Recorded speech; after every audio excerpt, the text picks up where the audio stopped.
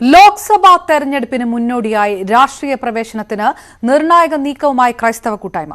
സഭാ നേതൃത്വങ്ങളുടെ പിന്തുണയോടെ മറ്റന്നാൾ ആലുവയിൽ യോഗം ചേരും. രാഷ്ട്രീയ പാർട്ടി പ്രഖ്യാപനത്തിലേക്കാണ് ക്രൈസ്തവ കൂട്ടായ്മ നീങ്ങുന്നതെന്നാണ് സൂചന. News 18 exclusive. റബ്ബറിന് വില കൂട്ടിയാൽ തിരിച്ചും പ്രത്യുപകാരമുണ്ടാകുമെന്ന തലശ്ശേരി രൂപതാ ബിഷപ്പിന്റെ BJP അനുകൂല പ്രസ്താവനയ്ക്ക് പിന്നാലെയാണ് നിർണായക നീക്കവുമായി സഭാ നേതൃത്വം രംഗത്തെത്തിയിരിക്കുന്നത്.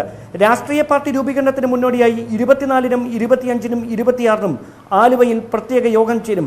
ബിഷപ്പുമാർക്ക് പുറമെ വൈദികരും അൽമായ പ്രതിനിധികളും യുവജന സംഘടനാ പ്രതിനിധികളും പ്രത്യേക യോഗത്തിന്റെ ഭാഗമാകും എന്ന് സൂചനയുണ്ട്. ലോക്സഭാ തെരഞ്ഞെടുപ്പിന് മുന്നോടിയായാണ് സിറോ മലബാർ സഭ നേതൃത്വം നൽകുന്ന രാഷ്ട്രീയ നീക്കം. ഈ മാസം അവസാനത്തോടെ ക്രൈസ്തവ സഭകൾ ചുക്കാൻ പിടിക്കുന്ന രാഷ്ട്രീയ പാർട്ടിയുടെ പ്രഖ്യാപനം ഉണ്ടായേക്കുമെന്നാണ് സൂചന. സിറോ മലബാർ സഭ മേജർ ആർച്ച് ബിഷപ്പ് കർദിനാൾ മാർ ജോർജ് ആലഞ്ചേരി, താമരശ്ശേരി രൂപതാ ബിഷപ്പ് റെമിജിയോസ് ഇഞ്ചനാലിൽ, തലശ്ശേരി രൂപതാ ബിഷപ്പ് ജോസഫ് പാംപ്ലാനി തുടങ്ങിയവരാണ് സിറോ മലബാർ സഭയിൽ നിന്ന് ചർച്ചകൾക്ക് നേതൃത്വം നൽകുന്നത്. വിവിധ സഭാ വിഭാഗങ്ങളിൽ ചേർത്ത് നിർത്തി സമ്മർദ്ദ ശക്തിയായി മാറുകയാണ് പാർട്ടി രൂപീകരണത്തിന്റെ ഉദ്ദേശം.